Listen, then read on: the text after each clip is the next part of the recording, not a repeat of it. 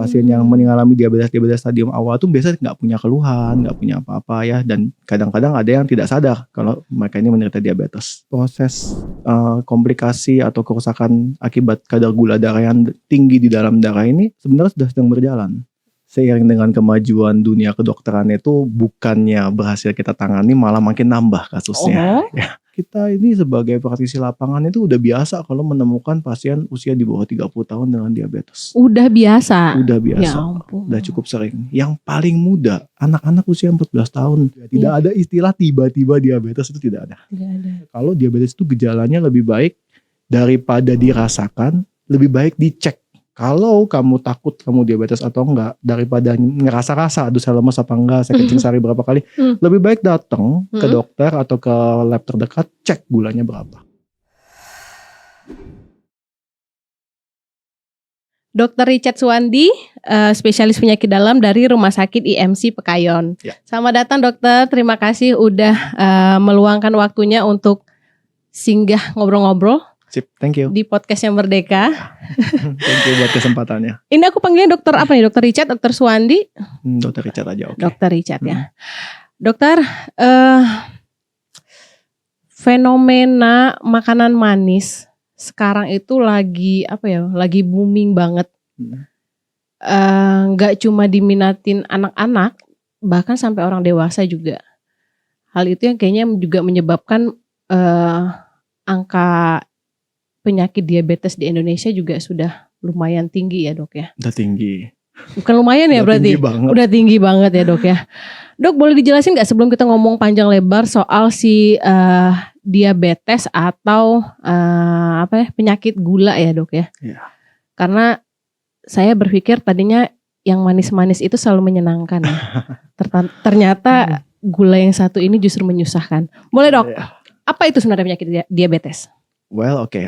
Diabetes ini sebenarnya penyakit dari zaman dulu ya, udah lama banget. Yang seiring dengan kemajuan dunia kedokteran itu bukannya berhasil kita tangani, malah makin nambah kasusnya. Ya. Karena ya memang balik lagi ini penyakit yang sifatnya berhubungan dengan pola hidup dan pola makan. Ya. Definisi dari diabetes sendiri sebenarnya adalah kadar gula darah, kadar gula di dalam darah yang lebih tinggi dari normal. Lebih tinggi dari yang seharusnya, ya, dimana nanti ada nilai-nilai tertentunya. Nah itu untuk definisi awam dari diabetes sendiri. Tapi ya nanti ke depannya diabetes ini terbagi memang ada beberapa stadiumnya. Kalau yang gejala-gejala awal ini yang menjadi bahaya memang tidak ada gejala. Pasien yang mengalami diabetes stadium awal tuh biasanya nggak punya keluhan, nggak punya apa-apa ya, dan kadang-kadang ada yang tidak sadar kalau mereka ini menderita diabetes. Dan ini sangat berbahaya sekali karena sebenarnya proses komplikasi atau kerusakan akibat kadar gula darah yang tinggi di dalam darah ini itu sebenarnya sudah sedang berjalan. Nah rata-rata itu kalau misalnya tidak dikendalikan dengan tepat, diabetes ini dalam waktu 5-10 tahun ke depan itu akan timbul komplikasi-komplikasi besar. Nah ini yang kita takutin ya. Jadi seperti komplikasi yang yaitu yang gangguan ginjal, gangguan jantung, serangan jantung, stroke, ya itu yang kita takut-takutkan ya. Nah bayangkan komplikasi ini terjadi atau proses ini terjadi pada usia muda. Dulu itu zaman awal-awal pertama kali mungkin sih kita ngomongin 30 tahun yang lalu, 40 tahun yang lalu itu biasa seseorang diabetes itu usia 45 ke atas. Ketika metabolisme tubuhnya juga mulai melambat karena aktivitas usia ya. Dibilangnya seperti itu ya. Tapi sekarang ini kita ini sebagai praktisi lapangan itu udah biasa kalau menemukan pasien usia di bawah 30 tahun dengan diabetes. Udah biasa? Udah biasa. Ya ampun. Udah cukup sering. Yang paling muda sebagai pengalaman saya sendiri ya, saya pernah dapat anak-anak usia 14 tahun kena diabetes. Nah awalnya dipikirkan diabetes tipe 1 itu diabetes karena memang bawaan kalau seperti itu, tapi enggak, ini diabetes tipe 2 ternyata. Bedanya apa itu dok antara tipe 1, tipe 2? Karena kan kalau yang awam kayak aku tuh lebih dengernya seringnya diabetes basah, diabetes melitus atau diabetes kering. Nah itu tuh gimana sebenarnya klasifikasinya? Jadi sebenarnya kita bahas sedikit. Diabetes itu kan mekanismenya adalah ada gula yang kita serap, yang kita makan. Semua makanan yang mengandung karbohidrat itu di dalam badan kita akan diserap di usus ke dalam darah dalam bentuk gula, menjadi gula. Ya. Nah si gula ini seharusnya akan dimasukkan ke dalam organ-organ badan kita. Organ mana saja yang butuh gula semua. Otot kita butuh gula, jantung kita butuh gula, otak kita butuh gula, semua itu butuh gula ya untuk sumber energinya. Normalnya yang yang bertugas melakukan itu adalah hormon yang namanya insulin. Oke. Insulin ini dihasilkan di pankreas. Mm. Ada hormon di daerah perut tengah kita ini namanya pankreas ya. Dia fungsinya produksi itu. Mm. Nah, diabetes itu terjadi ketika ada kegagalan dari fungsi hormon ini. Oke. Nah, apa yang membedakan tipe 1 dengan tipe 2? Kalau pada tipe 1, si pankreasnya ini rusak. Mm. Karena suatu penyakit mungkin autoimun atau penyakit genetik atau bawaan ya. Mm. Dia tidak memproduksi insulin, gagal. Oh. Jadi tidak ada insulin, otomatis gula darah akan ngetem di dalam darah. Dia tidak akan bisa masuk ke dalam organ. Ini namanya diabetes tipe 1. Iya. Ini yang lebih banyaknya faktor-faktornya mungkin genetik. Dan kasusnya angka kejadiannya itu nggak sampai 10% dari total diabetes di dunia. Mm. Nah ini sebenarnya ya yang kasus lama. Tapi Iya. kalau yang lagi ngetren sekarang, yang lagi hot sekarang itu ada diabetes tipe 2. Ini diabetes yang kita bilang didapatkan lah. Jadi sebenarnya dia ini insulinnya ada, cuman tidak berfungsi. Karena terlalu banyak gitu. Terjadi yang kita sebut dengan resistensi insulin. Jadi insulin ini kan tugasnya memasukkan gula darah dari dalam darah ke dalam organ. Tapi ini saking banyaknya gula yang itu dimasukkan dan terus menerus ini terjadi mungkin dalam waktu entah setahun 2 tahun ya, kronis ya, bertahun-tahun ya. Lama-lama fungsi insulinnya hilang. Jadi si insulinnya ada di dalam darah, dicek. Tapi capek gitu kayaknya. Tapi dia mungkin misalnya kayak mau kerja, dia nggak mau, saya nggak mau lagi ini terlalu capek pekerjaan saya. Jadi insulinnya mau di dalam badan penderita diabetes 2 itu insulin kalau dicek ada, jumlahnya banyak, fungsinya nggak ada, fungsinya turun, gitu. Dok, sebenarnya kadar normal dalam diri manusia itu berapa kadar gula normalnya itu? Apakah memang bergantung usia juga tuh? Sebenarnya ada juga yang faktor tergantung usia, tapi kita kalau ngomongin diabetes kan kita masih skupnya dewasa ya, pasien dewasa. Pada pasien dewasa itu ada kadar normalnya. Kita nilai biasa dari kadar gula darah puasa dan kadar gula darah 2 jam setelah makan. Kalau kadar gula darah puasanya normalnya itu sebaiknya di bawah 100. Di bawah 100 itu kalau dalam keadaan puasa tadi. Oke. Kalau di atas 126 kita bilang dia sudah diabetes nih kemungkinan. Nah pertanyaannya kalau di antara itu bagaimana? Kalau antara 101 sampai 125 itu bisa kita kategorikan ke dalam pre-diabetes atau menjelang diabetes. Aduh, saya berapa ya dok? Jadi takut nih. Harusnya dokter bawa alat nih, jadi saya bisa ikutan tes. Nah yang kedua, untuk gula darah 2 jam sesudah makan, normalnya harus di bawah 140. Setelah makan, itu makan apa aja? Iya, asumsinya makan apa aja. Kalau seseorang tidak terkena diabetes, dia mau makan gula sebanyak-banyaknya, gulanya harus bisa diturunkan sampai ke level segitu dalam 2 jam setelah makan. Tapi kalau misalnya gula darahnya di atas 200, itu diabetes. Nah, pertanyaannya adalah di antara 140 sampai 190, di antara 141 sampai 199 itu masuk mana? Itu prediabetes. Prediabetes juga. Ya. Kenapa saya menjabarkan seperti ini? Jadi memang biar pendengar kita tahu juga, tidak ada istilah tiba-tiba diabetes, itu tidak ada. Tidak ada. Pasti ada fase prediabetes yang biasa nggak disadarin karena nggak ada gejalanya. Makanya bahaya sekali penyakit ini. Artinya maksudnya kalau begini, kalau memang kan sebenarnya banyak penyakit itu dok awalnya tidak disadari ya, karena kecenderungan orang Indonesia itu kan ketika sakit tuh masuk angin, pusing-pusing, sakit lambung seperti itu dok. Tapi kalau sebenarnya untuk diabetes ini apa sih sebenarnya ciri yang paling sederhana yang sebenarnya bisa kita jadiin warning gitu? Kayaknya ini ada yang nggak baik loh dengan gula darah lu gitu di dalam tubuh kita. Oke, jadi begini, untuk diabetes itu sayangnya sampai dia masuk ke stadium lanjut di mana komplikasinya itu berat, biasa gejalanya memang saru, tidak terlihat. Contoh nih, misal saya bilang, ini gejala diabetes ringan ya. Yang pertama pasti kelelahan. Yang paling pertama adalah pasiennya lelah. Kenapa? Karena yaitu gulanya di darah, tidak masuk ke badan, tidak bisa dijadikan sumber energi. Jadi si pasien akan ngerasa saya ini sudah makan banyak, sudah istirahat cukup, tapi masih lelah. Dan ini kan gejalanya sangat subtle, sangat tidak bisa dirasakan ya orang ya. Mungkin lelah, saya habis begadang, mungkin saya habis banyak bekerja, butuh healing ya, mungkin istilah seperti sekarang. Jadi mereka itu mengindahkan seperti itu, lelah ya. Yang pertama kecapean, yang kedua baru nanti setelah dia mulai fase kelelahan ini lewat, dia akan mulai masuk fase di mana dia itu lapar. Gampang lapar. Betul, karena gulanya cuma di darah saja, tapi badannya dia kelaparan karena nggak ada gula yang masuk ke dalam badan. Jadi si badan akan memberikan sinyal, ayo makan, makan. Kamu ini kurang makan. Jadi orang diabetes sebelum fase awal itu dia akan makan banyak sekali tapi masanya nggak ada tenaga, lelah. Nah, baru ada fase lanjutan di mana gula yang banyak yang di dalam darah ini badan akan berusaha buang dong. Ini ada gula ngapain di dalam darah nggak dipakai. Nah, kencing. Makanya sering kali orang diabetes bilang, ini saya tiap malam, saya selalu tanya pasien saya yang gulanya tinggi, saya bilang, Bapak atau Ibu kalau malam kencing berapa kali? Oh banyak dok, bisa 3-4 kali bangun. Bayangin kalau tidur 8 jam, bangun setiap 2 jam buat kencing. Gitu. Jadi memang dia akan ada usaha, makanya namanya kencing manis, ada gula di kencing, ada usaha di badan kita untuk buang kencingnya buang gulanya lewat kencing. Begitu, itu gejala-gejala yang selanjutnya. Nah ini semua gejala sebenarnya nggak terlihat karena tidak ada gejala yang khas itu tidak ada ya, tidak ada seperti demam atau batuk-batuk itu tidak ada.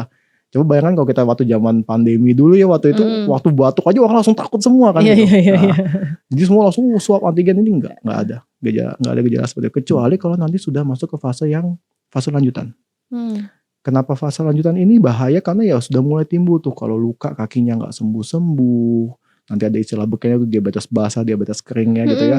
Atau nanti tiba-tiba kok pandangannya kabur, udah bonda ganti kacamata tetap aja pandangannya nggak bisa melihat dengan jelas. Nah itu semua terjadi kalau udah lanjutan. Saya selalu bilang ke pasien-pasien saya kalau udah masuk kena yang komplikasi ini ya udah telat, sebenarnya udah telat. Ini prosesnya udah jalan 5-10 tahun gitu. Nah makanya itu penting banget kita harus edukasi sama pasien-pasien kita, sama ya pendengar-pendengar juga ya, kalau diabetes itu gejalanya lebih baik daripada dirasakan, lebih baik dicek. Kita dokter-dokter itu selalu seperti itu. Kalau kamu takut kamu diabetes atau enggak, daripada ngerasa-rasa aduh saya lemas apa enggak, saya kencing sehari berapa kali, lebih baik datang ke dokter atau ke lab terdekat, cek gulanya berapa. Berarti kalau sekarang kan tuh banyak suka bilang kok gue lebih ngantuk kan ya pagi-pagi gitu ya. Nah, atau kok gue gampang hilang konsentrasi gitu. Itu sebenarnya udah bisa jadi warning atau jadi pengingat bahwa ini kayaknya ada yang nggak beres sama gula dalam darah. Bisa jadi, tapi ya makanya itu kan gejalanya saya bilang subtle ya. Orang kurang tidur, orang kurang istirahat, itu juga gejalanya lemas. Orang baru sembuh sakit gejalanya lemas juga. Jadi memang sangat-sangat saru sekali kalau cuma berdasarkan gejala yang kita rasakan. Nah, ketika kapan kita akhirnya memutuskan bahwa ini kayaknya nggak lemas yang biasa deh, ini nggak lelah yang biasa, ini enggak yang kecapean bukan karena sesuatu aktivitas yang memang butuh fisik, ataupun saya bukan karena nggak fokus, itu bukan karena saya ada pikiran, tapi memang pernah ada sesuatu masalah dalam diri saya. Di tahap apa saya ketika memutuskan itu bahwa ini kayaknya harus dicek? Yang paling penting pertama lihat dulu faktor-faktor yang bisa menyarukan ya. Jadi misalnya dilihat, saya tidur aja cukup, saya tidak baru sembuh sakit, gitu. Tapi kok saya masih merasa lelah misalnya. Terus misalnya dinilai juga makanan sehari-harinya gimana. Nanti kan mungkin udah banyak lah ya channel-channel yang menjabarkan makanan-makanan yang bisa menimbulkan diabetes. Apakah itu kita makan? Kalau misalnya gejala-gejala itu dirasakan dan memang makanan itu suka kita makan, dan mungkin berat badan kita juga berlebihan ya, jadi ada faktor-faktor resikonya yang ke arah diabetes ya, mungkin itu waktunya ngecek. Yang terakhir mungkin usia tentu saja. Cuman usia juga udah saru yang saya bilang. Kalau dulu usia 40 tahunan itu orang baru mulai tuh sering ngecekin gula. Sekarang enggak, karena usia 25-30 udah banyak yang gula. Dan kemungkinan itu juga kayak sekarang tadi saya bilang karena faktor makanan dan gaya hidup dan segala macam itu juga yang membuat anak-anak muda sekarang itu lebih rentan terkena diabetes. Dok, ada nggak sih mungkin dokter sendiri ya dari pasien-pasien ditangani, mungkin perbandingan pasien muda yang mengeluhkan dia diabetes dengan pasien tua, ada nggak dok? Ternyata lebih banyak pasien mudanya gitu kalau yang dokter tanganin. Kalau yang sekarang terjadi di lapangan, udah pasti pasien yang lebih banyak berobat masih pasien yang usia lebih tua. Karena kan itu pasien yang lebih aware buat mengecek gula darahnya gitu. Tapi katakanlah kita seorang anak muda usia 20 tahun, 25 tahun, kita gak akan kepikiran untuk melakukan check up. Kita pasti masih makan sesuka-suka kita, mungkin kita ngelakuin ya misalnya masih lagi hidup lah, lagi mentok-mentoknya, nah itu pasti gak kepikiran untuk kita ini sakit gak. Jadi sering sekali pasien-pasien saya yang muda dan diabetes, itu nanti ketangkepnya ketika mungkin lagi batuk pilek, mungkin dirawat atau lagi demam berdarah, pas dirawat kita iseng-iseng cek gulanya ternyata kok tinggi, atau mungkin pasien ini lagi punya penyakit yang lain, atau sedang ketika mungkin zaman sekarang mungkin pekerjaan banyak yang melakukan rutin medical check up ya, baik pada pekerja yang muda pun ya. Nah itu Hmm. baru pada ketangkep dan mereka tuh semua bingung. Bilangnya nggak ada gejala gitu. Dan mereka mungkin nanti kalau ditelusurin juga beberapa, oh iya ya mungkin saya merasa seperti itu kalau dirasa-rasa banget. Tapi ada juga yang sama sekali nggak ada, bilangnya nggak dok, saya nggak ada gejala apa-apa. Banyak yang seperti itu. Dan memang tadi untuk tahap awal memang ini penyakit tidak ada gejala khasnya ya dok ya. Tidak ada. Dok tadi kan dokter bilang juga mungkin kita bisa menyadari oh kondisi kayak gini karena tadi saya ingat sebulan ini makan apa gitu ya. Nah ini kan salah satu makanan yang paling sering dikaitkan dengan diabetes itu adalah soal nasi nih. Ya. Masalahnya orang Indonesia itu kan nggak bisa dok nggak kena nasi, bahkan buat sebagian orang tua anaknya tuh wajib banget pagi-pagi sarapan nasi. Sementara nasi itu sudah karbo dengan gula tinggi, ketika anak memulai kegiatan bawaannya jadi ngantuk gitu kan dok. Nah ini mitos atau fakta ya? Kasian juga karena nih si nasi ini nih, apakah benar dia sejahat itu gitu kan pada tubuh manusia itu seperti apa tuh dok? Oke, seputar nasi, satu-satunya yang fakta, yang sudah menjadi fakta adalah nasi adalah satu sumber karbohidrat. Ya. Itu faksi fakta. Mm. Tapi yang sampai masih berdebat apakah nasi menyebabkan diabetes atau tidak. Nah itu kalau ditanya ke saya jawabannya tergantung. Apakah kita makan nasinya sesuai dengan kebutuhan kita, tidak berlebihan. Apakah nasi yang kita makan dan masuk sebagai sumber energi di badan kita, kita gunakan. Karena prinsipnya nasinya sendiri nggak salah. Yang salahnya mungkin porsi nasinya sama penggunaan penggunaan energi yang dihasilkan si nasi ini. Bagaimana?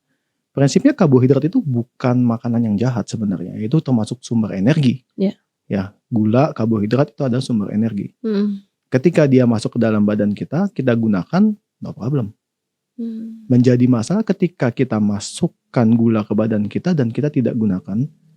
Dan kita masukkan gula lagi dan kita tidak gunakan lagi. Nah, itu yang terjadi di masa sekarang. Masa sekarang kita perhatikan makanan itu cenderung makin lama makin manis. Buah-buahan aja makin lama makin manis. Benar dok ya. itu. Nah, kalau nggak manis, makanan asin-asinnya, MSG. porsinya nasinya makin lama makin besar. Kan sering kali ya istilah, ini kalau beli di sini jangan beli di situ, nasinya dikit. Nah, sering banget seperti itu ya kadang-kadang ya. Nah, ini salah kaprahnya seperti itu. Jadi yang tren yang sekarang di dunia industri makanan adalah mereka itu tidak akan ukur lagi kadar gulanya yang berapa. Yang mereka pikirin adalah gimana caranya makanan saya laku. Yeah. Ya kadang sayangnya gula itu sangat adiktif efeknya. Gula itu punya efek membuat orang enjoy lah, bahagia ya. Jadi memang makin banyak gulanya biasa makin laku makanan produknya. Seperti itu. Atau ya mungkin kalau makanan yang asin yang savory, makin banyak nasinya makin happy customernya. Nah itu yang terjadi. Artinya rata-rata asupan gula dan karbohidrat kita itu sekarang makin lama makin tinggi. Oke, itu satu sisi. Sekarang kita lihat sisi kedua. Bagaimana dengan penggunaannya? Kalau zaman dulu kita mau makan, kita mesti jalan kaki ke warteg. Yeah. Kita mesti beli dari warteg, setelah makan kita mesti jalan kaki balik ke rumah. Zaman sekarang enggak. Ada effortnya ya. Semua dengan online. Yes. Semua pesan lewat delivery. Yeah. Kemudian pekerjaan kita sehari-hari, kita menggunakan kendaraan pribadi atau kendaraan umum. Sampai kantor, pakai lift. Sampai tempat kerja, duduk.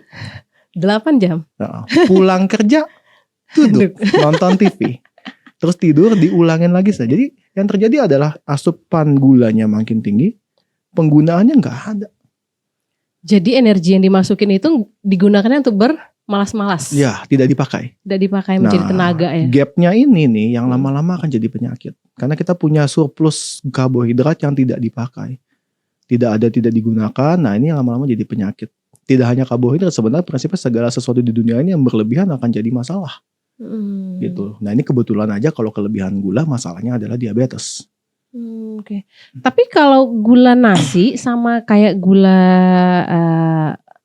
gula yang untuk kita konsumsi ataupun gula-gula cair yang ada di kemasan minuman terus atau yang di makanan itu sebenarnya yang paling jahat itu yang paling tinggi itu gula yang seperti apa nih dok?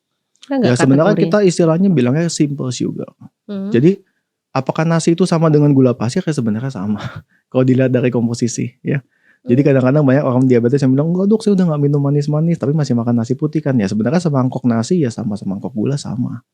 Secara komposisi zat gizinya ya. Oke nasi mungkin ada proteinnya, ada seratnya sedikit tapi secara main Mm-mm. bahan utamanya ya karbohidrat gitu. Nah, Hmm. memang karbohidrat ada yang karbohidrat simple, karbohidrat kompleks. Ini menentukan si makanan ini berbahayanya seberapa untuk menyebabkan diabetes. Makin simple gulanya, makin gampang diserap badan, makin dia resiko meningkatkan diabetesnya tinggi. Oke. Karena semua yang kita makan akan langsung masuk ke dalam darah semua, langsung dalam sekejap gula darah kita itu akan langsung tinggi sekali ya. Mm-mm. Nah, ini yang istilahnya sugar high, orang langsung gulanya tinggi sekali ya. Mm-mm. Nah, itu langsung badan kita itu langsung mati-matian produksi insulin dalam jumlah besar ya untuk nurunin kalau pasiennya masih sehat, dan langsung terjadi namanya sugar crash. Nah, itu kenapa orang habis makan dalam jumlah banyak biasanya yang pertama dirasain bertenaga, baru selang sejam begitu gula yang nge-crash dia ngantuk. Bener tuh dok. Apalagi biasanya tuh kejadian habis makan siang dok. Betul. Dan ketika Lagi dia ngantuk dia lapar karena gulanya turun. Dia akan minta ngemil lagi. Itu jahatnya gula yang simple di badan kita. Dia akan bikin badan kita kadar gulanya sangat imbalance. Jadi itu bikin siklusnya itu kita bertenaga, lemes, lapar, makan lagi, ulang lagi.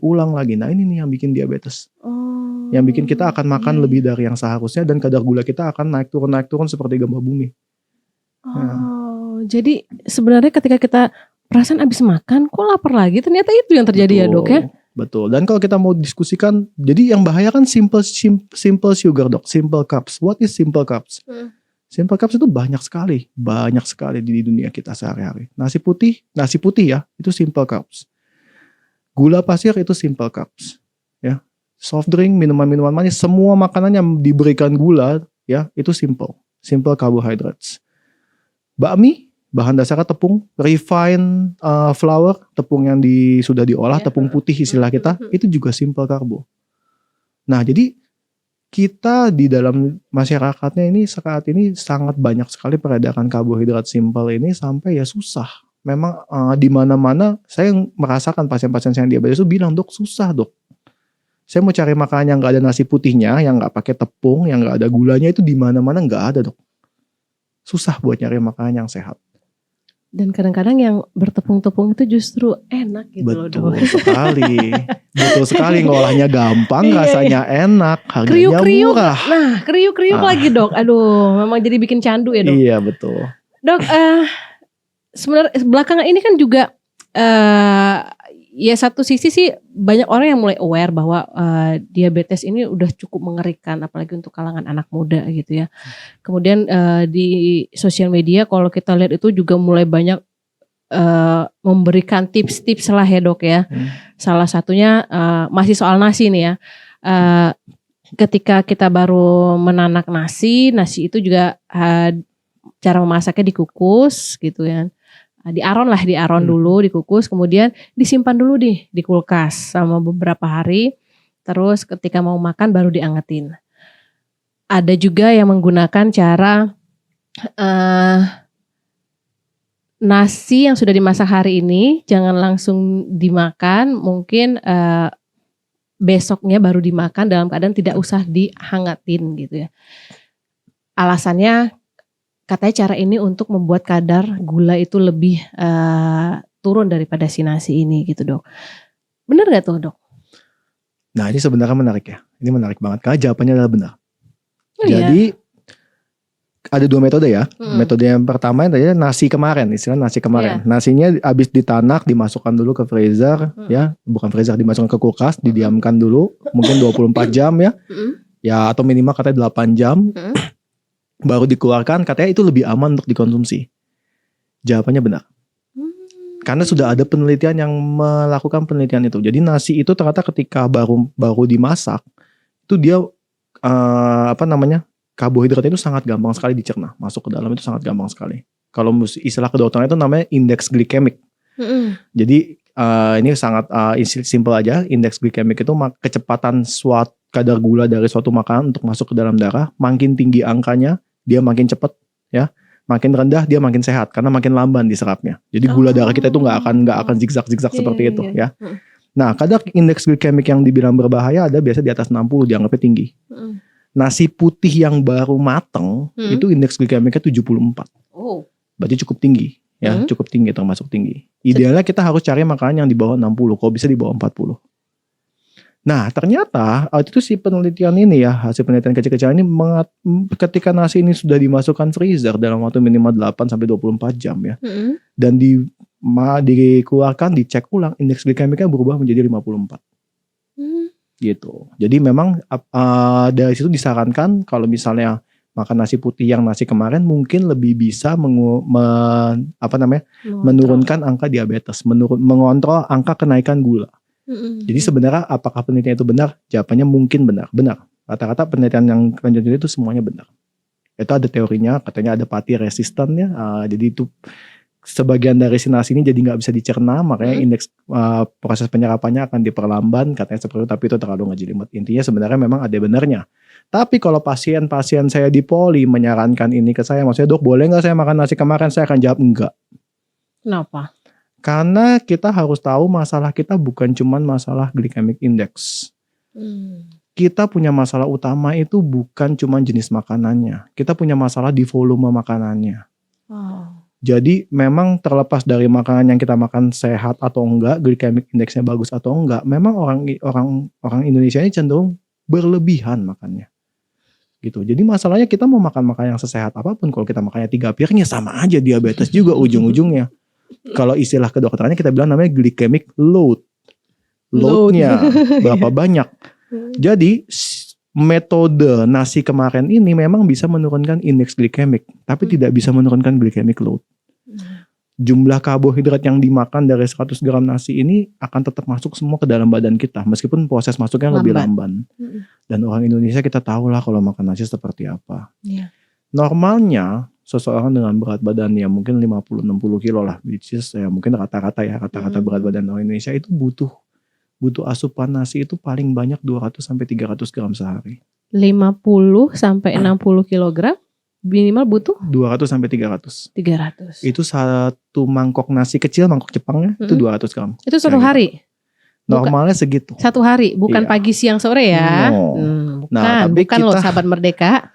Kita sudah sangat terlatih kan, pagi makan nasi, siang makan nasi, malam makan nasi. Benar. Tengah malam lapar kadang-kadang makannya Indomie. Ya oke lah temennya nasi. Mie instan dong ya. Mie instan, kita gak boleh ngomong ya. Jadi memang udah terbiasa seperti itu. Jadi memang dari situ aja memang gaya makan kita sudah didoktrin nasinya banyak. Kalau misalnya makan ayamnya 1 gak apa-apa asal nasinya 2 piring. Jualan di restoran-restoran, di warteg-warteg, nasi ambil sepuasnya. Lucunya lagi ada dok nasi lauknya mie gitu. Ya nasi lauknya mie, makan pakai kerupuk, minumnya es jeruk. Ya. Banyak banget yang seperti itu ya. Jadi di sini kelihatan banget pola makan kita ini memang susah ya. Udah dari turun temurun memang udah salah. Dan itu bukan salah kita saja gitu. Memang ada alasannya kenapa Asia adalah negara yang paling banyak menderita diabetesnya. Karena memang dari nenek moyang kita itu dibiasakan memang makanan pokoknya nasi ya, makanan pokoknya nasi. Dan zaman dulu itu tidak masalah kan, nenek moyang zaman dulu pekerja keras. Habis makan nasi banyak mereka pergi ke sawah, mereka mungkin bertani dan segala macam. Kita enggak, kita tidur. Rebahan. Atau duduk, rebahan. Main handphone. Iya. Tidur. Jadi yang salah bukan pola makannya, yang salah juga pola aktivitasnya kita. Itu kombinasi sebenarnya. Oke. Jadi nggak melulu karena si nasi ini yang menjadi cikal bakal masalah, justru karena bagaimana kita kemudian memanfaatkan energi yang dihasilkan itu, gula yang dihasilkan itu ya dok ya. Itu baru yang pertama loh. Yang kedua yang tadi dibilang kan ada yang katanya nasinya direndam dulu semalaman. Ada yang pakai katanya magic jar. Saya nggak sebut merek ya, tapi ada katanya magic jar bisa menurunkan kadar gula nasi. Itu ada penelitiannya. Jadi normalnya dalam 100 gram nasi itu karbohidratnya sekitar 30 gram. Setelah dilakukan berbagai trik magic itu tuh yang katanya direndam dulu dan segala macam, itu hasilnya turun sekitar 3 sampai 5 gram, itu nggak seberapa. Iya sih. Itu kecil sekali. Memang turun. Jadi kalau klaim mereka bisa menurunkan benar ya. Memang turun, tapi turunnya tidak itu sangat kecil sekali, tidak signifikan. Ya sampai ya itu hasilnya tidak bagus kan. Dan tidak menjadi ada manfaatnya ketika juga porsinya besar ya dok. Ya, mungkin kalau porsinya besar banget ada manfaat, tapi kalau kita makan nasi dengan porsi besar pun ya memang sudah kelebihan. Jadi mau dikurangin sedikit pun ya tidak merubah apa-apa di sini. Oke.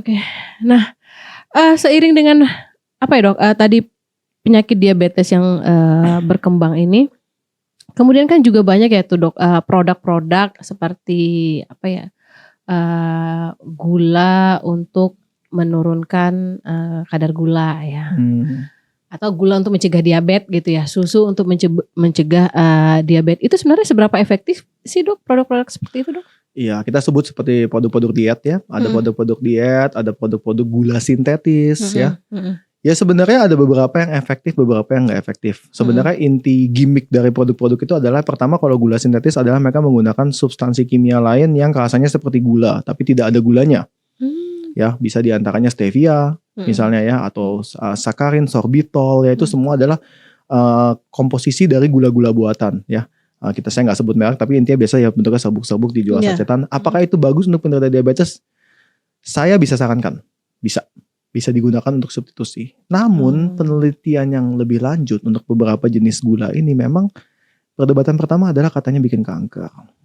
Katanya tidak pernah ada penelitian yang mengatakan kalau ini benar-benar bikin kanker atau enggak. Tidak pernah benar-benar terbukti. Yang Belum pertama, ada, banyak yang bantah, banyak yang mendukung, tapi nggak tahu. Belum sampai sekarang masih perdebatan.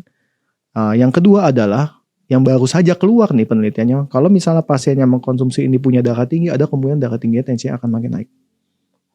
Ya, tentu saja ini butuh penelitian lebih lanjut, tapi memang hasil penelitian terbarunya ini ada. Tapi belum ada, dokter sendiri belum pernah menangani case itu. Maksudnya efek dari minum.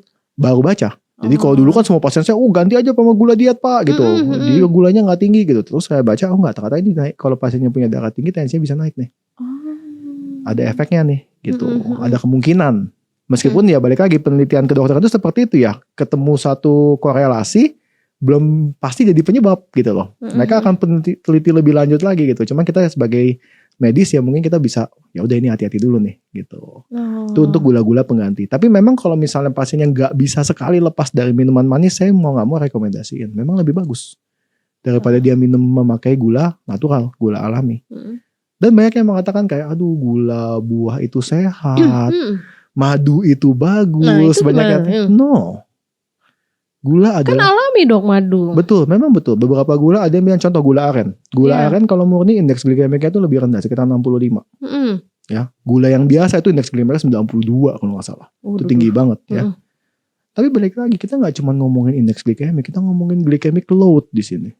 Jadi kalau saya mengencourage pasien-pasien saya, iya nggak apa-apa pak, minum aja gula aren atau minum aja madu, yang terjadi mereka akan overload. Mereka akan ya udah tiap kali minum pakai madu aja atau pakai gula aren aja gitu. Oh, lebih rendah dengan Betul. alasan itu. Jadi memang harus diedukasi sekali kalau misalnya mau menggunakan substitusi yang masih berbasis gula seperti ini, hati-hati sekali. Karena memang yang menjadi masalah selain makanan kita yang sudah kelewatan manisnya adalah jumlah makanan yang kita makan memang udah kebanyakan gitu loh. Jadi jangan sebaiknya kalau misalnya yang tidak perlu ya jangan. Kalau bisa minum air, kenapa kita harus minum air gula? Sebenarnya pertanyaan seperti itu. Tapi kok kayak tadi dokter bilang soal buah itu dok? Nah buah itu ya balik lagi. Mungkin harusnya kita ngerasainnya. Mangga itu makin lama makin manis. Mangga arum manis zaman saya kelas 6 SD sama zaman saya sekarang udah beda banget manisnya menurut saya ya. Buah apel masih oke lah sebenarnya. Buah yang manis banget melon jadi manis banget, durian jadi manis banget, pisang jadi manis banget ya. Jadi yang saya lihat sekarang trennya, dan ini memang udah dibahas di jurnal-jurnal luar negeri ya. Buah-buahan yang kita makan ini itu sekarang udah bukan buah yang asli. Buah pisang zaman dulu bentuknya udah gak seperti itu. Ini buah yang udah dikawinkan entah berapa puluh ribu kali sama ahli-ahli botanikal sampai mendapatkan satu varian yang sangat manis, sangat enak dimakan, jadi laku untuk dijual. Dan balik lagi, kalau misalnya mereka ini tidak jualan kesehatan, mereka jualan buah gitu loh. Jadi harus hati-hati sekali, kita yang sebagai konsumennya harus kritis. Apakah buah yang dulu sama buah yang sekarang sama manisnya? Kalau udah manis sekali ya mungkin gulanya sudah tinggi sekali gitu. Jadi prinsipnya ada yang bilang gula buah is healthy. No, gula is gula. Selama dia natural dan dimakan dalam jumlah banyak, dia selalu punya resiko untuk menyebabkan diabetes. Sebenarnya itu sih. Jadi bingung mencari yang manis apa. Masa harus lihat si manis terus. Nah terus dok, tadi tuh aku masih agak ini dok.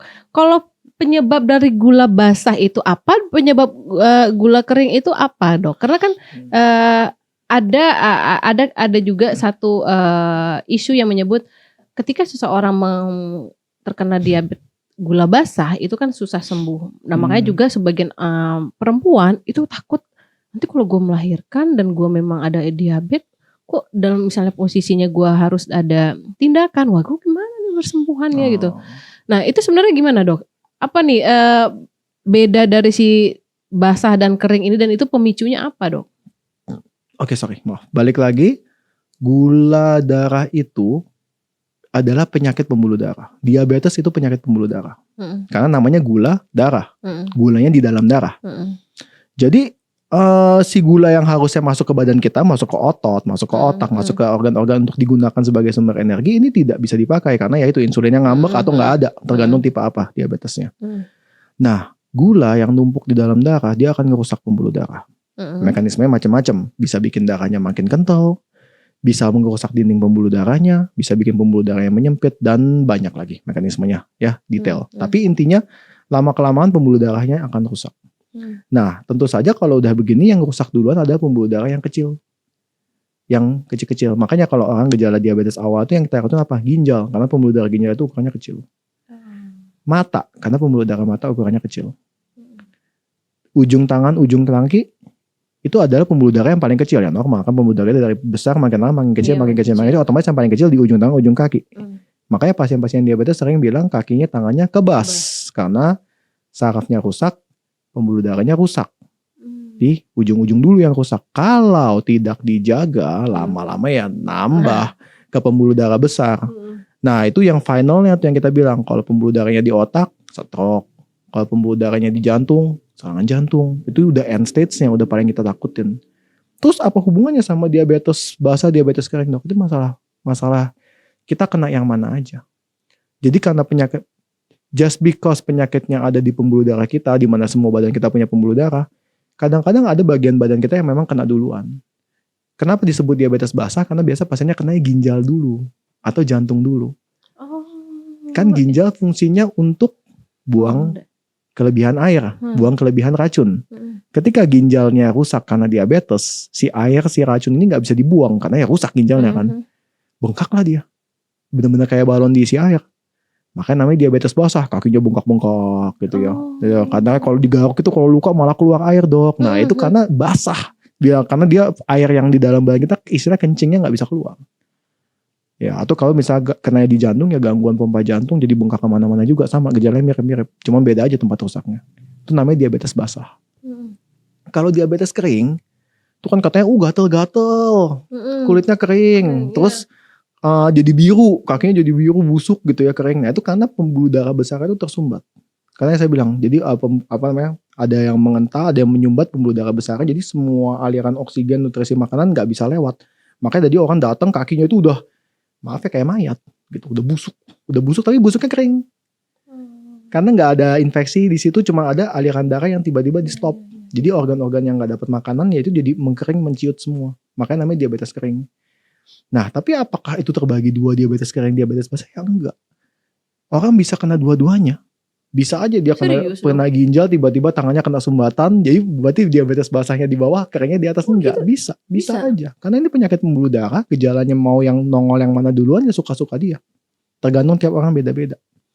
Saya nggak bisa jelasin kenapa orang yang diabetes ini, yang si bapak ini kena serangan jantung, yang si ibu ini kena stroke, saya nggak bisa jelasin. Kita nggak bisa jelasin kenapa. Tapi itu ada potensi-potensi komplikasi yang mungkin terjadi.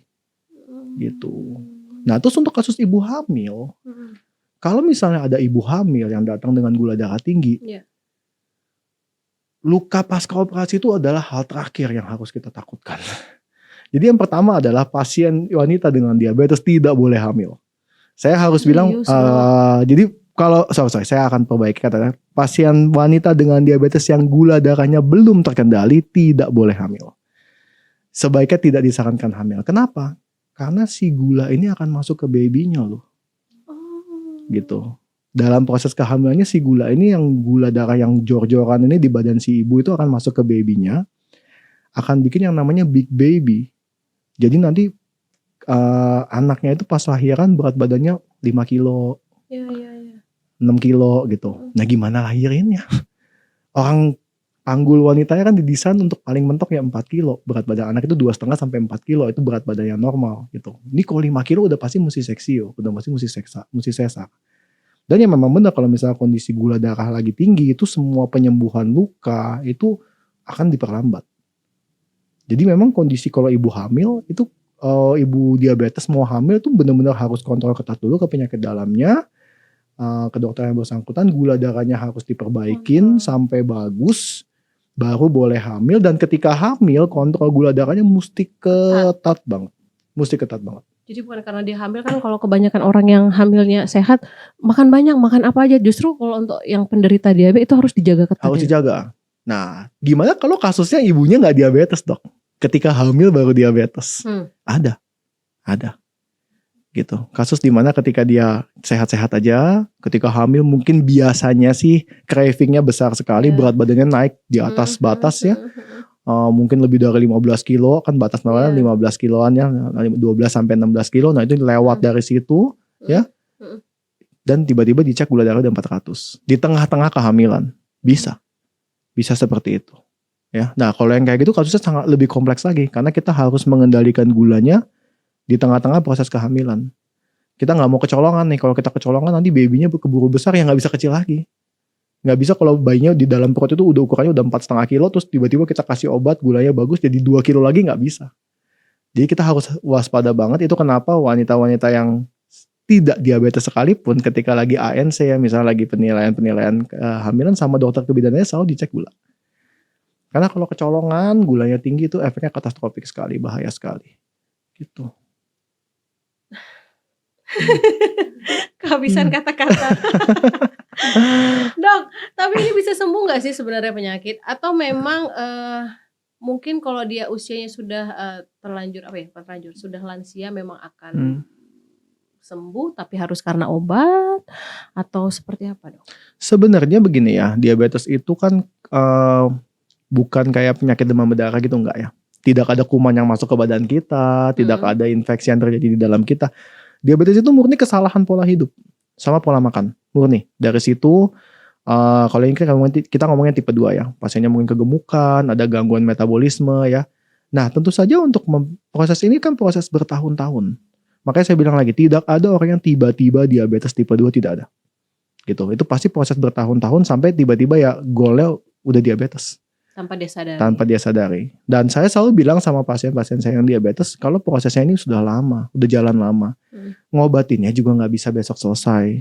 Saya bilang, kita harus lihat dulu level diabetesnya di mana nih. Stadium rendah apa stadium yang udah tinggi, yang mesti pakai insulin dan segala macam.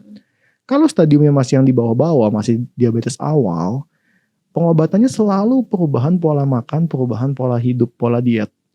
Dan kita selalu edukasi pasiennya, apakah bisa nggak pakai obat? Bisa. Tapi misalnya katakanlah dia udah jaga nih, katakanlah biasa kan orang Indonesia suka banget ya, udah jaga nih pola hidupnya, rutin ke dokter, rajin, gulanya bagus, udah sesuai nih, udah setahun gulanya bagus, tiba-tiba ya kilaf. Udah selesai merasa udah tidak sakit lagi, dia balik ke pola makannya yang lama, mungkin bablas lagi gitu ya. Ya diabetesnya keluar lagi. Jadi bisa kambuhan gitu. Dia akan ada lagi. Dia tidak pernah hilang, dia terkontrol. Iya. Diabetes itu kan kesalahan metabolisme. Jadi metabolismenya kita perbaiki dengan pola hidup dan pola makan, ya dia bagus, dia terkendali. Tapi ketika kita bablas lagi, ya dia nongol lagi. Dan kontrol itu semua ada di diri kita ya. Betul. Nah makanya kita tinggal tentukan. Biasa kita bilang ke pasien kita, Bapak, kalau misalnya diabetesnya masih ringan ya, mau terkontrol dengan pola hidup atau terkontrol dengan obat nih. Nah kita tahu stigmanya kalau misalnya minum obat kan orang Indonesia takut banget ya, nanti ginjalnya rusak atau mungkin ya stres lah minum obat. Saya masa setiap hari harus minum tablet ini sih untuk menjaga gula saya, itu pasti nggak semua orang bisa terima itu. Gitu, apalagi yang menggunakan, saya belum ngomongin insulin yang pakai suntikan, itu lebih nggak bisa terima lagi biasa pasiennya. Saya tiap hari mesti suntikin lagi, habis makan mesti suntik, habis ini mesti suntik.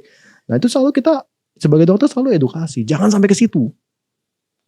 Kenapa kita harus kasih pasien kita obat itu? Karena itu sudah end stage, sudah terakhir gitu. Kalau kita nggak kasih itu, pasiennya udah bahaya sekali, gulanya udah nggak bisa dikontrol sama sekali. Jadi kalau orang udah sampai tahap insulin tuh kondisinya sudah tidak tidak baik lah gulanya gitu. Betul, sebagian besar. Kita menggunakan insulin kalau pasiennya misalnya butuh koreksi cepat, misalnya mau operasi, gulanya tinggi, Iya, ibu hamil tuh, misalnya Iya, ibu hamil gulanya tinggi, udah mau lahiran ya kita mesti perbaikin gulanya pakai insulin, Mm-mm. butuh koreksi cepat. Mm-mm. Tapi kalau misal pasien yang settingannya di poliklinik yang hari-hari rawat jalan, kalau sudah pakai insulin itu penyakitnya sudah berat, itu karena dengan obat minum sudah tidak terkontrol. Iya.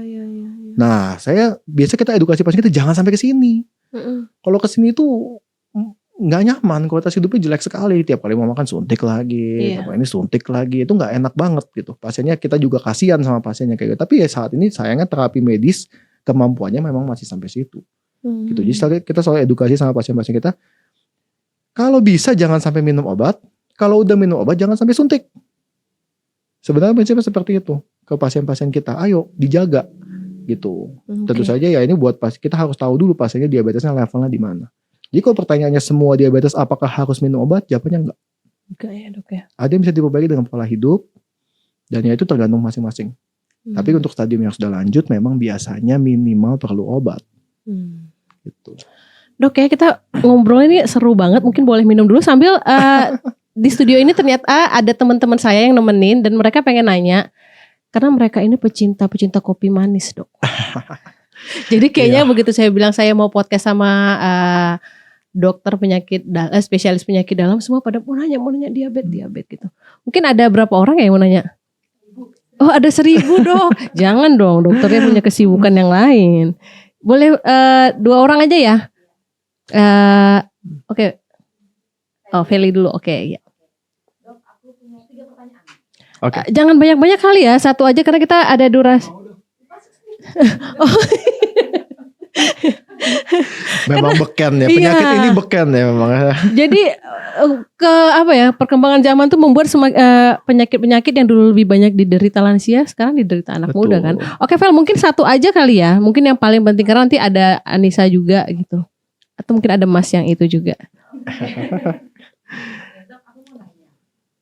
Diabetes itu kan memang identik dengan gula, nasi dan gula.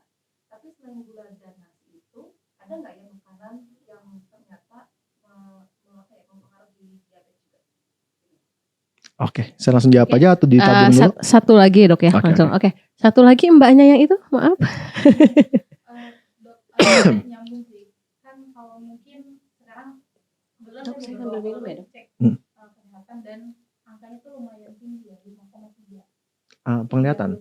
Oh diabetesnya. Oke. Nah, tapi gimana ya dok untuk biar nggak sampai terlampau jauh atau jadi makin parah karena sejujurnya dari keturunan juga saya ada yang memang diabetes.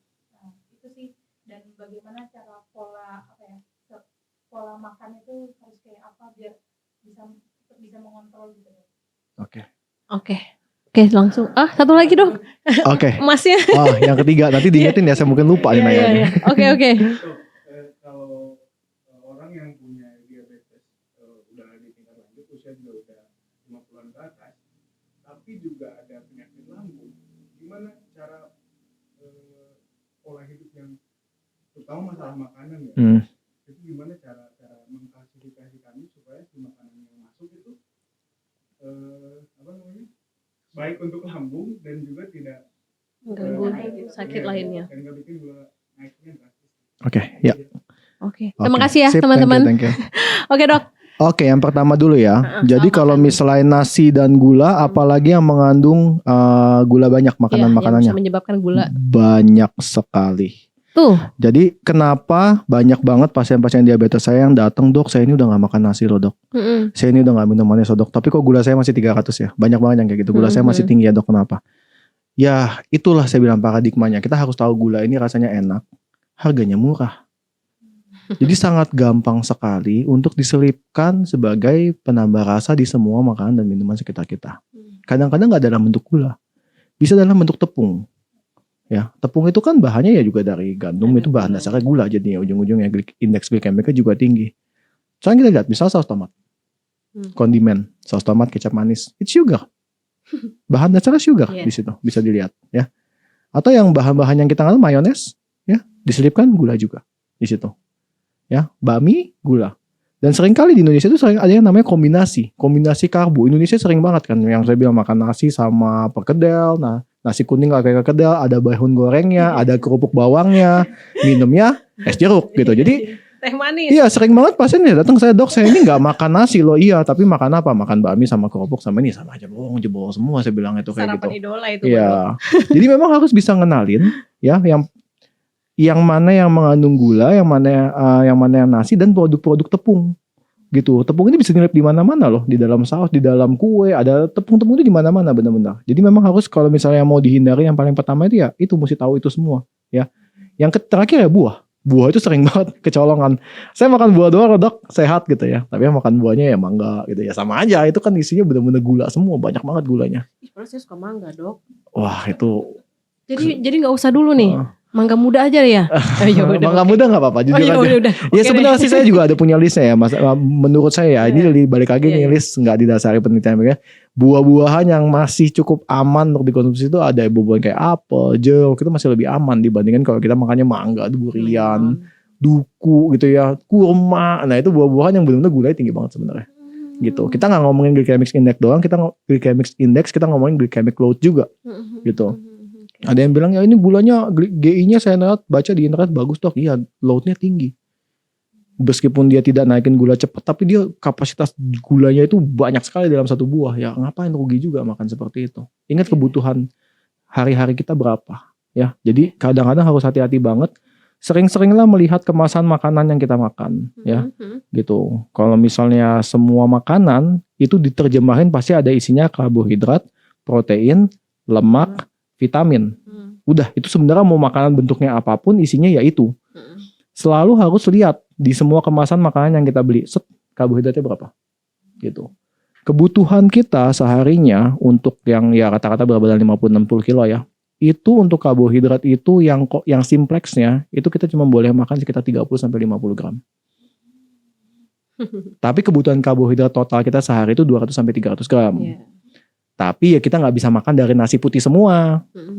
Makanya kalau misalnya gaya makan orang bule, kita ambil dari sayur-sayuran, kita ambil dari buah-buahan yang glycemic indexnya rendah, kita ambil dari ubi-ubian. Kalau orang Jepang tuh banyak makan ubi ungu, itu sehat gitu. Apakah itu susah? Ya susah. Memang susah karena kita harus dibiasakan untuk melawan society, melawan kebiasaan yang sudah turun-temurun ada di kita, gitu loh. Atau ya caranya kalau misalnya saya masih mau makan nasi, gimana dok caranya? Ya pakai gula yang kamu masukin ke badan kamu gitu. Saya punya satu pasien yang kakek-kakek usia 68 tahun. Dia tuh sangat takut banget sama gulanya. Jadi dia kalau misalnya habis makan nasi putih, dia kan dia suka makan. Dia misalnya habis makan nasi putih, dia cek gulanya nih. 160. Dia akan langsung jogging dulu tuh. Keliling komplek gitu ya, setengah jam 15 menit dia cek lagi 140, dia baru bisa tidur nyenyak. Apakah ekstrim? Ekstrim, tapi ya saya mesti akuin ya dia sehat sekali sekarang. Terjaga sekali gulanya gitu. Jadi ya kita mesti kalau misalnya kita mau nih istilahnya cheat day, makan yang enak-enak, makan yang manis-manis, jangan yang gula-gula, ya harus pakai konsekuensi. Kita pakai harus saat itu juga ya. Pakai saat itu juga. Bukan dipakai tidur ya dok. Ya bukannya habis makan langsung olahraga. Mungkin ada bagusnya kita itu punya kebiasaan aktivitas fisik yang rutin. Ya olahraga setiap hari. Yang direkomendasi simple kok. Setiap hari jalan kaki. Serius rekomendasi WHO adalah olahraga yang moderate levelnya. Walking is moderate. Jalan kaki itu levelnya moderate. Intensitas. Durasinya estimasi 1,5 sampai 2 jam. Estimasi. Atau kalau misalnya mau bekannya bilang 10.000 langkah. Zaman sekarang semua handphone punya pedometer kan. Tinggal cek dapat 10.000 apa enggak sehari. Nah katanya kalau dapat 10.000 itu resiko diabetesnya udah turun jauh banget. Katanya sih begitu. Nah itu untuk pertanyaan pertama ya. Yang kedua tadi katanya ngecek HbA1c-nya 5,3 ya. Oke. Yang pertama HbA1c 5,3 is normal. Ya. Jadi HbA1c itu kita bilang angkanya 5,9 di bawah itu masih normal. Ketika dia angkanya 6 sampai 6,5 it's prediabetes. Itu prediabetes. Ya, itu lampu kuning. Di atas 6,5 itu diabetes. Ya. Diabetes stadium ya mungkin stadium awal masih ya. Nah, jadi kalau misalnya saya datang dengan gula darah dengan pasien datang dengan HbA1c 5,3 saya bilang ya itu paling enggak belum diabetes lah. Dan kita sebagai dokter kalau ada pasien yang takut diabetes dan bawa hasil seperti itu, kita akan selalu ngeliat fase keduanya. Oke, kamu belum diabetes, faktor risiko kamu apa? Kita lihat, orang tua ada, centang 1. Berat badan kamu obes apa enggak? Kalau misalnya kamu masuk berat badan, penilaian bisa pakai BMI ya. Ada mekanismenya. Kalau di itu kita timbang berat badan kamu obes, centang 2. Lingkar pinggang kamu berapa? Ada yang namanya lingkar pinggang. Kalau lingkar pinggang wanita itu di atas 80 cm, kalau nggak salah itu udah centang 3. Waduh. Nah, yang terakhir adalah kadar kolesterol. Kadar kolesterolnya gimana? Kolesterolnya tinggi apa nggak? Kita suka cekin tuh. Kalau tinggi, centang lagi. Yang terakhir tensi. Karena darah tinggi dengan diabetes ternyata punya korelasi. Ternyata pasien yang punya darah tinggi dalam waktu sekian tahun akan mengalami diabetes kalau tensinya nggak dikontrol. Gitu. Nah, ini centang-centangnya nih, faktor resikonya nih. Nah, kalau centangannya banyak, ya udah pasti otomatis kita akan langsung bilang ke pasien kita, kamu faktor resikonya tinggi meskipun kamu belum diabetes, kamu belum bisa tepuk dada merasa nyaman, belum bisa. OTW justru ya. Kamu harus perbaikin nih, ya, perbaikin lingkar pinggangnya dikecilin, berat badannya diturunin, tensinya dikecilin. Gimana caranya? Ayo kita sama-sama. Ayo kita ngomongin kalau punya faktor-faktor resiko itu. Kalau semuanya clean, ya jabat tangan kita bilang, congratulations, kamu faktor resikonya nggak ada, diabetesnya nggak ada, kamu sehat saat ini, gitu. Nanti selanjutnya dipertahankan, biar benar-benar tidak pernah diabetes lagi sampai ke depannya, gitu. Paling itu kalau dari kita.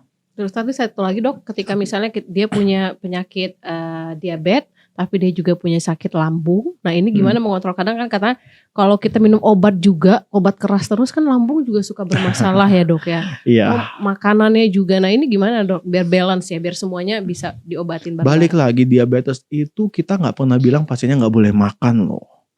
Diabetes itu pasiennya harus merubah komposisi makanannya. Yang tadinya kadar karbohidratnya berlebihan harus diturunkan. Kalau rasio karbohidrat simpelnya kelewatan harus dikurangin. Untuk menilai itu ya memang dia harus memiliki catatan gizi. Itu yang akan dibuat nanti sama kita per pasien tuh. Kita pribadi ya, kita bikin catatan tuh. Siang makan apa, pagi makan apa, malam makan apa, itu kita list nanti. Dokter gizi dan dokter penyakit dalam suka ngelakuin itu. Nanti baru dibilang nih, kamu nih siang nih kelebihan nih. Gitu, kamu mungkin bisa cut yang ini, cut yang itu gitu. Itu kalau di tailor di personal ya, siap masing-masing kita itu. Tapi kalau misalnya enggak ya kita pakai yang simple aja. Tingkatkan makan protein, makan daging ya. Tingkatin makan makanan yang tinggi protein ya. Tentu saja pengolahannya yang benar. Kalau misalnya makan protein makannya rendang juga ya salah. Itu kan benar-benar kolesterolnya tinggi sekali ya, banyak santan dan segala macam. Cari yang clean protein, itu yang dominan. Kenapa? Karena protein itu membuat kita kenyang lebih lama dan menghilangkan craving kita terhadap sugar, terhadap gula. Ya contohnya kenapa kita makan steak nggak sama nasi? Ya itu. Karena kalau kita udah makan steak biasa udah kenyang ya, udah nggak pengen makan nasi kan. Padahal steak itu tidak ada karbonnya. Steak itu benar-benar pure protein kan. Gitu ya. Mungkin adalah kentang-kentang sedikit di ujung-ujung, tapi kan jadi dominannya protein. Iya. Gitu. Contoh. Tapi saya nggak bilang pasien tiap hari mesti makan steak. Enggak gitu ya. Nah terus yang kedua, makanan apa yang mengenyangkan tapi gulanya nggak tinggi? Sayur. Sumber karbohidrat kompleks, sehat, tapi dibenci sama semua orang. Gak tahu kenapa. Gak banyak yang suka. Jangan pakai santan juga ya dok, tapi sayur. Ya, sayuran yang paling bagus ya salad. Misalnya salad, mungkin di Indonesia gado-gado, ya bisa ya. Hati-hati aja mungkin yang punya asam urat ada kacangnya. Tapi it's okay kalau misalnya gak ada asam urat, why not makan gado-gado contohnya ya. Atau lalapan lah kalau misalnya orang Jawa kan banyak yang suka ya. Tapi intinya memang perbanyak fiber, perbanyak serat dan sayur-sayuran atau karbohidrat kompleks dan protein. Itu akan membuat kita cravingnya buat karbohidrat simple itu lebih sedikit. Lebih gak pengen. Nah, kalau misalnya makan begini apakah lambungnya terganggu? Enggak. Mahnya gak akan ada masalah. Dia tetap bisa makan 3 kali sehari. Ya gak akan ada masalah. Yang penting komposisinya jangan diubah. Jangan disuruh gak makan, gak bakal ada yang tahan. Justru malah kena lambungnya kalau gak. Betul. Nah untuk obat-obatan diabetes memang ada yang mengganggu lambung, ada banyak ya. Makanya itu mesti dicocokkan ke dokternya masing-masing. Karena ada juga banyak obat diabetes yang tidak ganggu apa-apa. Jadi dicocokin aja. Banyak pasien saya yang, dok saya kalau minum obat ini mual, ya masa saya paksa. Gitu. Masa kita paksainnya udah pasti kabur, dia gak akan minum lagi kan gitu. Kita akan ganti, oh ya udah obatnya banyak kok. Zaman sekarang udah maju, obat diabetes ada berapa macam. Kita tinggal pilih mau yang mana sesuai kebutuhan pasiennya. Sesuai kemampuan tubuhnya. Betul. Ya. Dok, 2 pertanyaan terakhir, tapi ini simpel aja dijawabnya dok. Satu, diet apa yang cocok untuk anak muda untuk ya paling tidak jangan sampai lah dia terkena diabetes, ataupun kalau mungkin dia terkena masih bisa ditangani. Diet seperti apa yang cocok? Oke, yang paling pertama buat anak-anak muda nih saya mesti omongin ya. Minuman manis kalian harus hati-hati sekali. sangat gampang memasukkan gula dalam jumlah besar ke dalam minuman manis. Air segelas ini kalau saya masukin gula setengah kilo ya nggak kelihatan. Saya masukin gula 10 sendok nggak kelihatan, ya air aja, cuman rasanya manis aja, dan kita sangat gampang sekali makan seperti itu. Ya, jadi hati-hati sekali sama yang namanya minuman manis. Itu yang paling pertama ya. Yang kedua, kurangilah porsi makanan pokok kita. Nasi, bakmi, roti, dan semua makanan lain yang berbasiskan tepung itu sebaiknya dikurangin ya. Cara nguranginnya gimana? Gampang, setengahin aja porsinya. Tapi saya masih lapar dok, ya udah dobelin dagingnya, dobelin sayurnya gitu. Yang paling penting kamu kurangin dulu porsi makanan pokoknya. Ya. Terus yang terakhir ya, hindarkan mengkonsumsi karbohidrat dalam berbagai variasi. Ya contoh yang saya bilang, kalau kamu makan nasi, jangan makan kerupuk lagi, karena dua-duanya karbohidrat. Kalau kamu makan nasi, jangan makan perkedel lagi, karena dua-duanya karbo. Kalau kamu makan nasi, jangan minum es jeruk lagi, karena kamu makan karbo dengan minum karbohidrat. Jadi prinsipnya seperti itu. Hindarkan mengkonsumsi karbohidrat dalam berbagai variasi, karena itu akan mencetuskan kita buat ya itu makan lagi gula itu semua ditambah. Kita bilang dikit kok, nasinya dikit ya, iya nasinya dikit, karena ya kamu yang lainnya semua basisnya gula semua. Selalu lihat komposisi makanannya, harus cari yang sehat. Nah tapi kalau misalnya nggak bisa ngitungin komposisi, ya itu yang paling gampang, 3 itu. Yang terakhir adalah aktivitas fisik. Kamu makan gula, tanggung jawab, pakai. Ya, kalau nggak dipakai jadi penyakit. Sesimpel itu. Cara pakainya terserah. Anak muda bisa kreatif, ya. Bisa main basket, bisa main bola, bisa olahraga biasa, nge-gym mungkin kalau mau badannya bagus, no problem.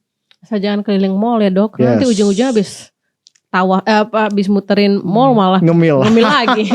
Ya yang paling penting dipakai. Dok, satu lagi terakhir, sekarang kan juga banyak ada alat yang untuk ngetes gula itu ya dok ya, dan itu kadang-kadang kan buat orang-orang yang pengen tahu cepet dan belum punya waktu untuk ke rumah sakit, mungkin pakai itu. Banyak yang mempertanyakan keakuratannya. Menurut dokter? Prinsipnya begini, alat yang pemeriksaan gula darah lewat ujung jari ini itu sebenarnya sudah di-approve oleh FDA, ya udah boleh, itu valid, bisa digunakan. Perbedaannya tidak beda terlalu jauh dengan yang diambil lewat pembuluh darah besar ya. Dan untuk merek-merek alat ya saya jujur aja bukan ambasador, nggak punya representasi khusus ya. Pokoknya carilah alat yang tepat dan servisnya bagus. Kenapa saya bilang servisnya bagus? Karena setiap 1-2 tahun sekali alat ini perlu dikalibrasi ulang. Jadi kalau misalnya ada sering banget tuh bapak-bapak, ibu-ibu, oh ya dulu saya pernah beli alat ini 5 tahun yang lalu, jangan dulu Pak, saya bilang. Bawa dulu ke toko terdekat, toko kesehatan terdekat, minta dikalibrasi ulang, lihat masih bisa gak nih alat. Gitu. Karena kalau kalibrasi udah ngaco ya hasilnya gak akurat. Dan itu kapan dok? Tes yang paling baik untuk hasil yang baiknya? Paling bagus tentu saja pas ada saat kita bilang gula darah puasa dan 2 jam setelah makan. Untuk gula darah puasa ya kita harus puasa dulu 8 jam, 8 sampai 10 jam lah kita bilang ya. Nah itu ya idealnya bangun tidur. Dengan catatan pagi-pagi gak ngemil. Ya, jadi ya katakanlah kita misalnya tidur jam 10 ya mungkin jam 6 pagi kita bisa cek. Ya seperti itu. Itu yang pertama untuk gula darah puasa. Yang kedua adalah gula darah 2 jam setelah makan. Bebas habis makan apa aja. Ya maksudnya mau ngetes misalnya habis makan siang, habis makan malam, makan pagi go on. Yang penting dites 2 jam setelahnya. Jangan lebih cepat. Nanti hasilnya tinggi panik sendiri. Ya. Karena memang belum waktunya turun gula ya kan, 2 jam itu proses pencernaan kan. Ya. Dia 2 jam setelah makan dicek. Nah kalau misal ketemu hasil gula darah puasa di atas 100 atau gula darah 2 jam setelah makan di atas 140, boleh tuh ketemu sama tenaga kesehatan terdekat. Kirain boleh apa, ternyata boleh ketemu dokter. Dokter Richard, makasih banyak untuk bincang-bincangnya sore hari ini. Mudah-mudahan ilmu-ilmu yang dikasih hari ini benar-benar buat sahabat Merdeka jadi lebih aware sama kesehatannya, apalagi dengan semakin banyaknya makanan-makanan manis yang beredar di pasaran hari ini. Makasih dok, sehat selalu, sukses selalu. Thank you ya.